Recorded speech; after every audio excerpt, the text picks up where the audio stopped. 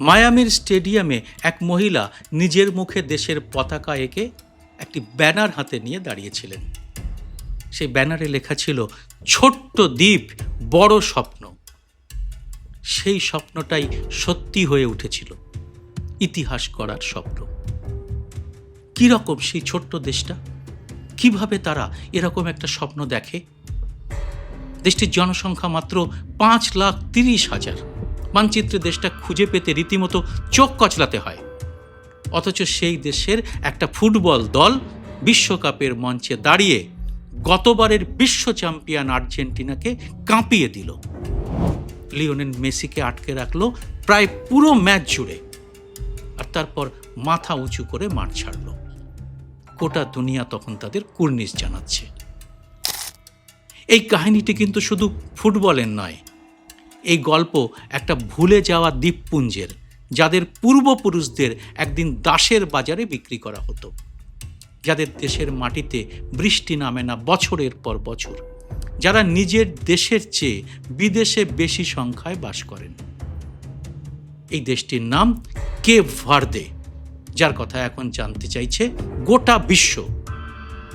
চলুন শুরু থেকে শুনি এই আশ্চর্য কাহিনী। নমস্কার, সবাইকে আমার এই ভিন্ন স্বাদের চ্যানেলে স্বাগত। আমি সুব্রত বসু। পশ্চিম আফ্রিকার উপকূল থেকে প্রায় 600 কিলোমিটার দূরে আটলান্টিক মহাসাগরের নীল জলে ছড়িয়ে আছে 10টি ছোট ছোট দ্বীপ। এগুলি কেপ ভার্দে বা তাদের নিজস্ব পর্তুগিজ নামে কাবো ভের্দে।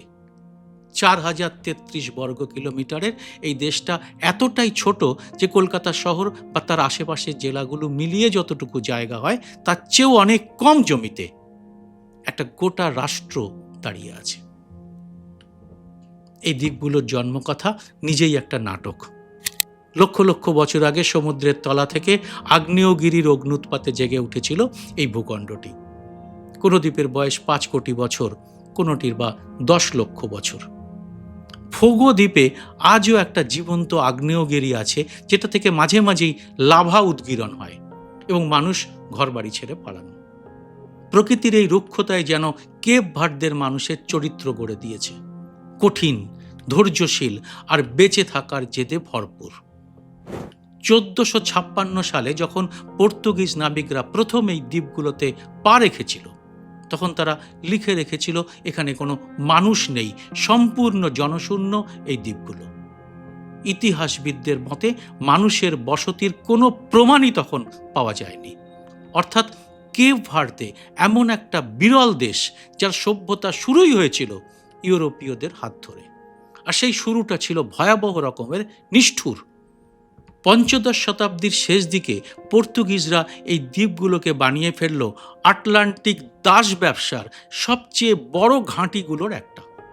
আফ্রিকার মূল ভূখণ্ড থেকে ধরে আনা মানুষদের এখানে জড়ো করা হতো, তারপর জাহাজে তুলে পাঠানো হতো ইউরোপ আর আমেরিকার দিকে।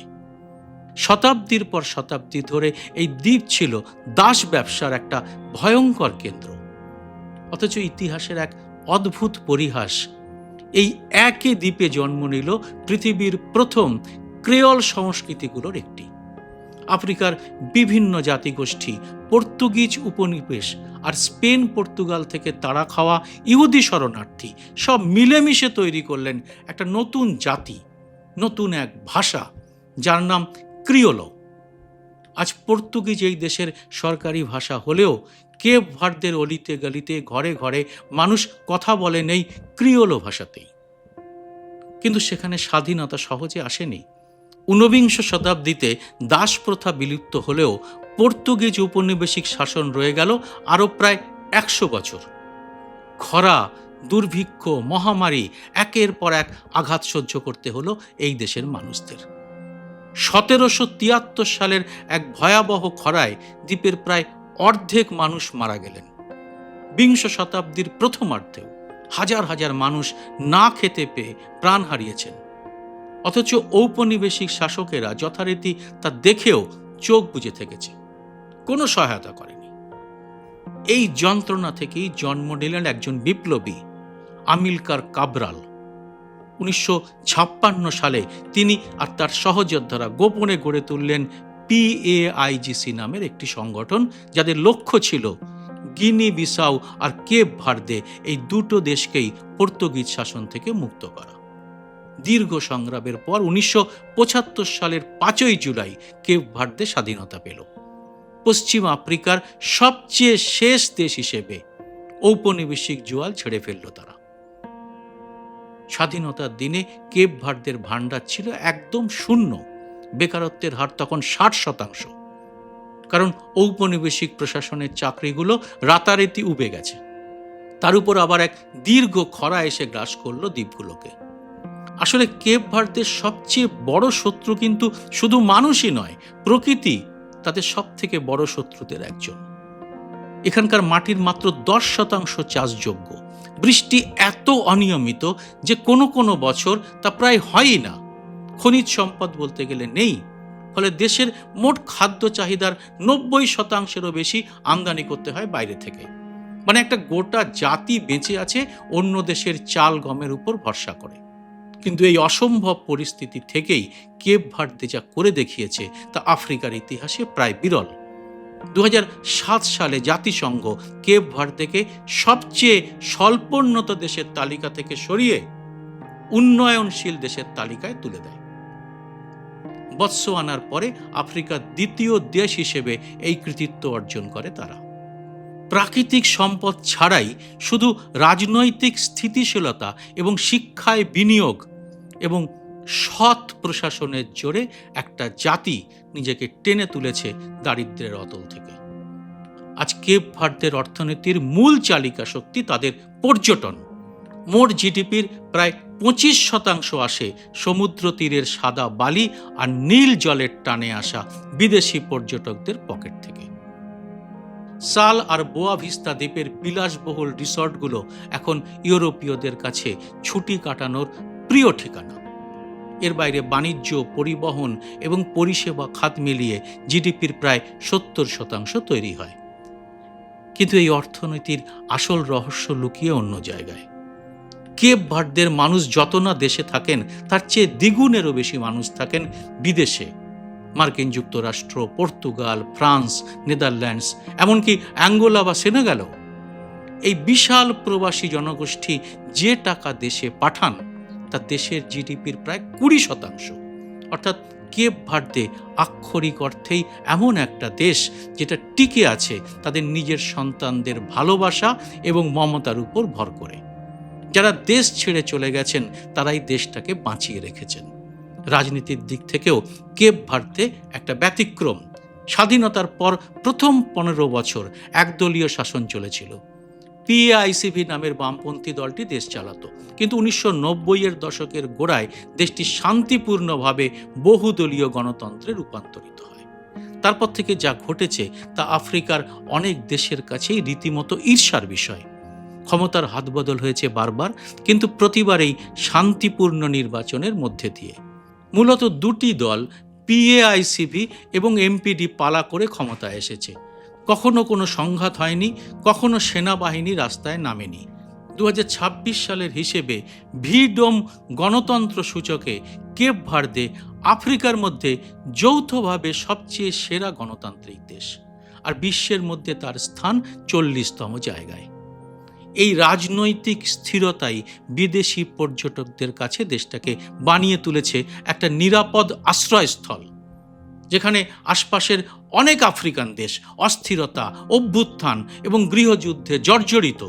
সেখানে কেপ ভার্দে টিকে আছে শান্তির একটা প্রতীক হয়ে। 2024 সালে তারা আফ্রিকান তৃতীয় দেশ হিসেবে ম্যালেরিয়া মুক্ত ঘোষিত হয়েছে। এটাও তাদের প্রশাসনিক সাফল্যেরই একটা নিদর্শন। আর এবারে আসি সেই গল্পে যার জন্য আজ সারা পৃথিবী কেপ ভার্দের নাম মনে রাখছে। এই ফুটবল দলটার নাম তুবারোইস আজুইস, মানে নীল হাঙর। 1978 সালে গিনির বিরুদ্ধে প্রথম আন্তর্জাতিক ম্যাচ খেলেছিল তারা। হেরেছিল 0-1 গোলে। এরপর দীর্ঘ 4 দশক ধরে এই দলটার নাম তেমন কেউ জানতেনই না। বিশ্ব ফুটবলের মানচিত্রে তারা প্রায় ছিল অদৃশ্য।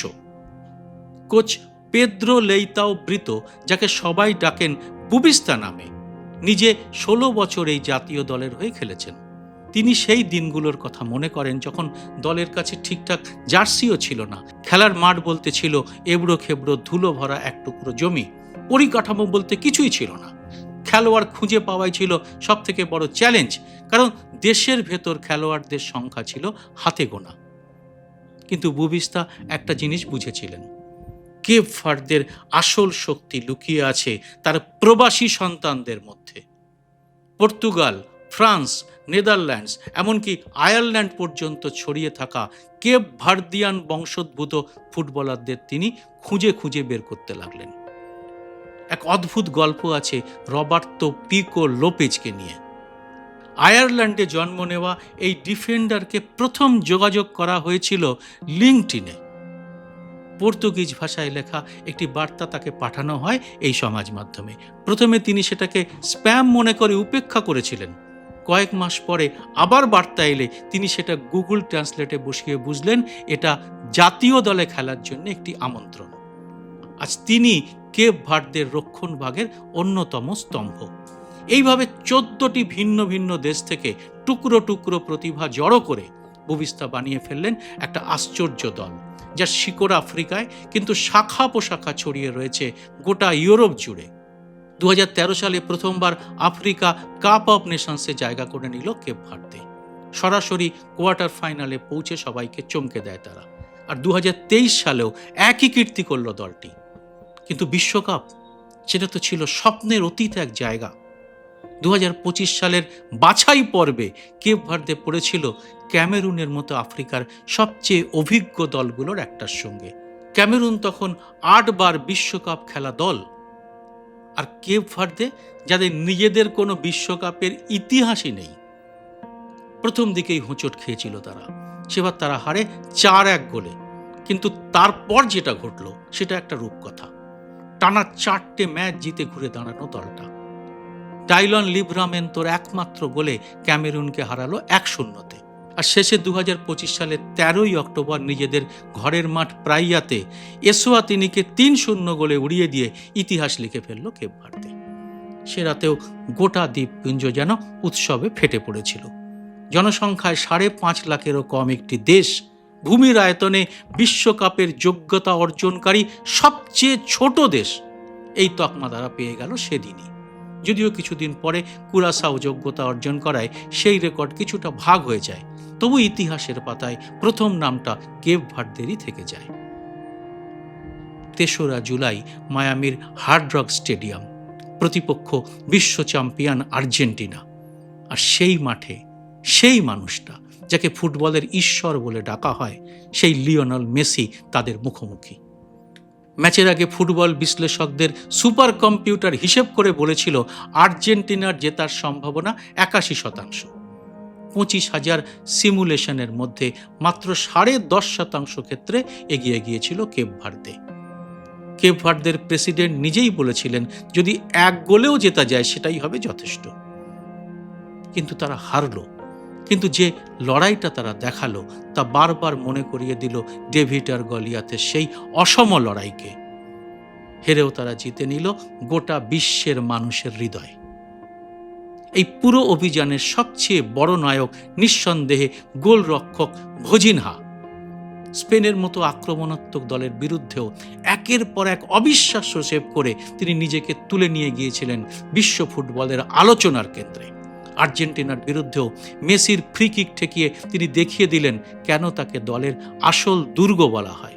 এই 1 মাসেই তার ইনস্টাগ্রাম অনুসরণকারীর সংখ্যা ছাড়িয়ে গেছে 16 মিলিয়ন, মানে 1,60,00,000।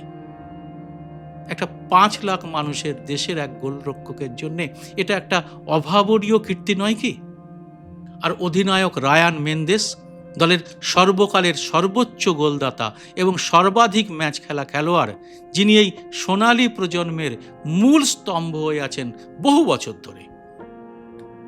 সম্পদ, জনসংখ্যা কিংবা আয়তন দিয়ে কোনো জাতির সম্ভাবনাকে কি মাপা যায়?